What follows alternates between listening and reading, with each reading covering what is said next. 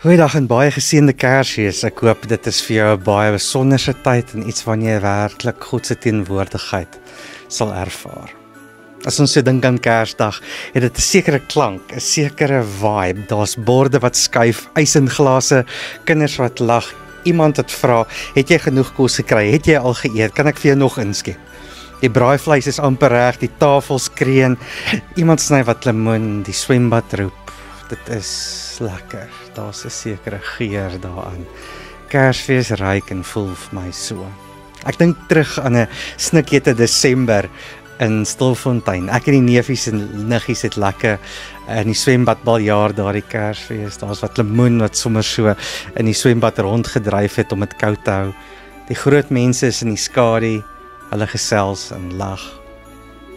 Die enigste probleem was dat ons moes wag tot middernag van ou Kersaand om ons geskenke oop te maak.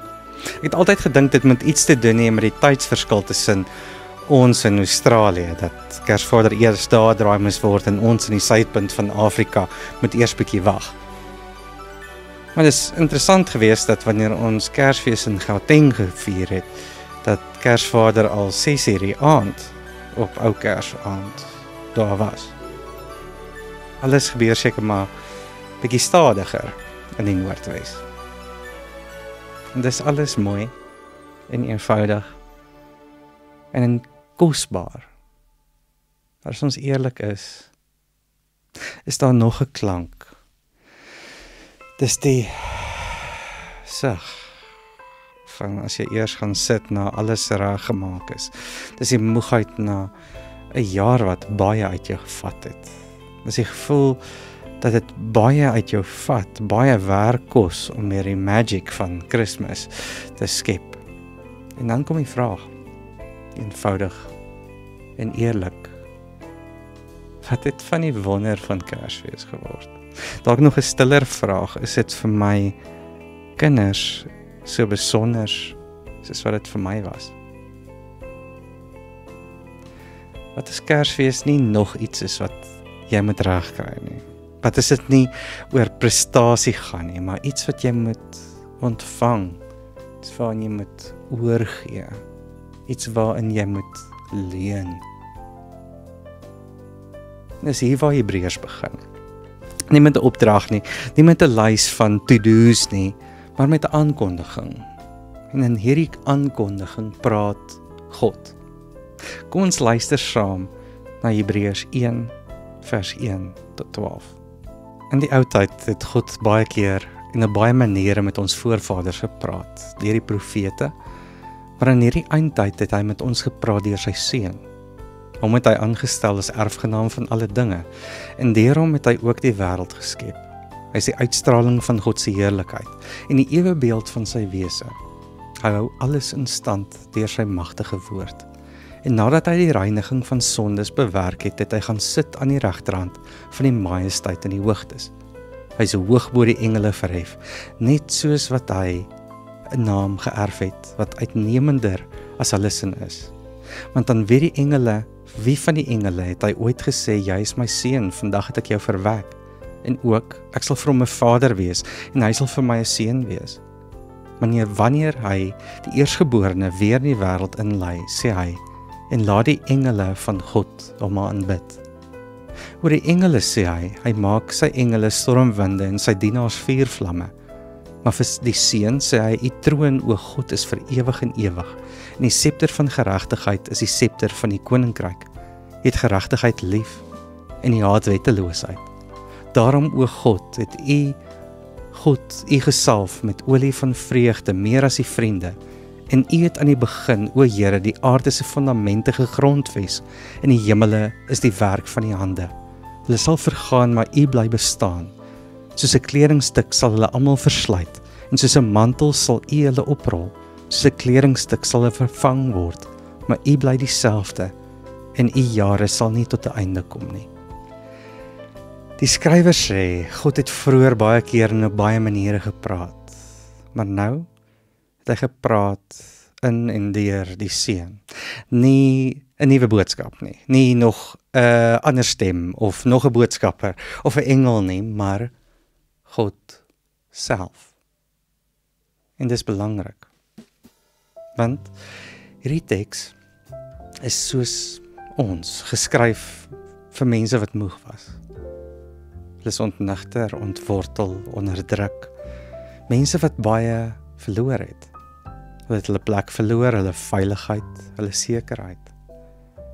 En in hulle wêreld was daar baie magte, baie tussengangers, engele. Nee, oulike kerskaart engele nie, maar hemelse administrateurs, boodskappers. Die ouens wat dinge bymekaar hou of wat orde bring tussen God en mense. En dan sê Hebreërs, God stuur nie nog een van hulle nie, maar God stuur homself. Hierdie teks begin groot, dit begin kosmies. Die Seun, deur wie alles gemaak is, wat alles dra, die uitstraling van God se heerlikheid, die ewebeeld van sy wese. Dit is die een van wie gepraat word. Dis nie mooi poësie om mooi te klink nie. Dis teologie, godskennis, maar om ons te laat rus. Hierdie Jesus is nie net kind in 'n krib nie.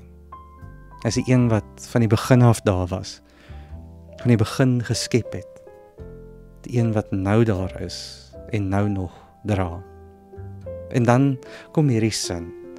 Nadat hy die reiniging van sondes bewerk het, het hy gaan sit. Hy het gaan sit. Nie omdat hy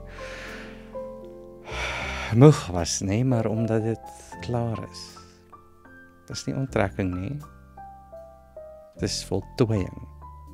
God trek nie terug nie, hy raak nie afwesig nie, hy kyk nie maar alles from a distance nie, God bly aktief teenwoordig, maar nou, sonder afstand, sonder skuld, sonder bemiddelaar, God is naby. As God so naby is, dan begin ons ook anders oor sonde dink. Want mens dink baie keer sonde is 'n lysie van goed, waarvan ons verlossing nodig het. En sonde is nie net verkeerde dade nie. Sonde is eintlik 'n toestand. Alles wat ons van God af wegtrek. Dis wanneer ons begin leef asof alles op ons skouers rus. Soos in die tuin van Eden, om al daai kennis en al daai mag te kan hê. En dis dalk waarvan ons vandag nog steeds verlossing nodig het. Nie van die hel nie, maar die hel wat ons vir onsself skep. Verlossing van onsself. Van onophoudelike selfbeoordeling. Die behoefte om die heeltyd goed te lyk en reg op te tree. Of selfs die skuldig voel en uitputting om empatie te hê wanneer ek self leeg is.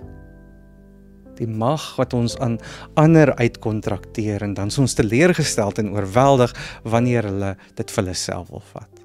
Ons voel verantwoordelik vir alles, vir ons kinders, vir ons werk, vir die wêreld wat brand, die sisteme wat nie werk nie.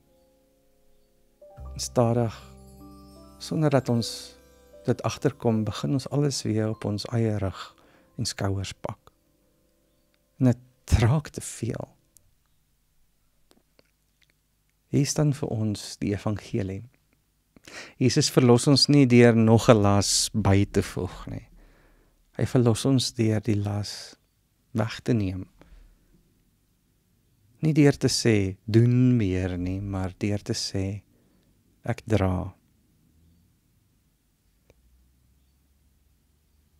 Die een wat dra, lê in 'n krib, 'n voerbak. Nie om ons te beïndruk nie, maar om te wys dat hy kan dra. En dalk is dit die wonder van Kersfees. Nie dat ons alles so mooi reg gekry het en die tafel gekreën het nie, maar dat God naby is.